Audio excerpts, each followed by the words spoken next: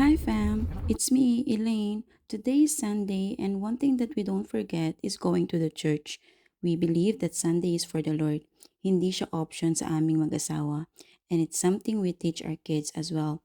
So this morning, as you can see, we went to McDonald's kasi wala na kaming time magluto ng breakfast. Oh, alam na this. Spam, eggs, and rice syempre. And hindi rin naman mawawala ang caramel iced coffee. So sad they don't have the hazelnut anymore because it's one of my favorite. Our Focus Church is located in Wustig. If you know Judy Street, dun lang kami sa second floor. Grabe, ang ganda ng message today. It's about seasons of life. Lahat daw ng pinagdadaanan natin ay ginagamit ng Panginoon para mas maging malalim at matatag tayo sa buhay. Everything happens on its own time.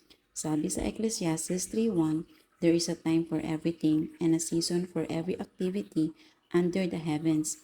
At yung mga changes na nangyayari, kailangan natin tanggapin kasi it will make us grow.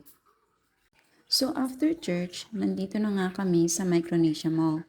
It's lunchtime and as usual, we can't decide what to eat. So ending, bibili kami ng kanya-kanya naming food. The kids decided to get Taco Bell and for me, gusto ko ng medyo healthy naman. Kaya I decided to get Subway. Yung asawa ko nga pala pumunta pa sa infusion para bumili ng drinks. Naka-liquid fasting kasi siya. O syempre, pray muna bago kumain.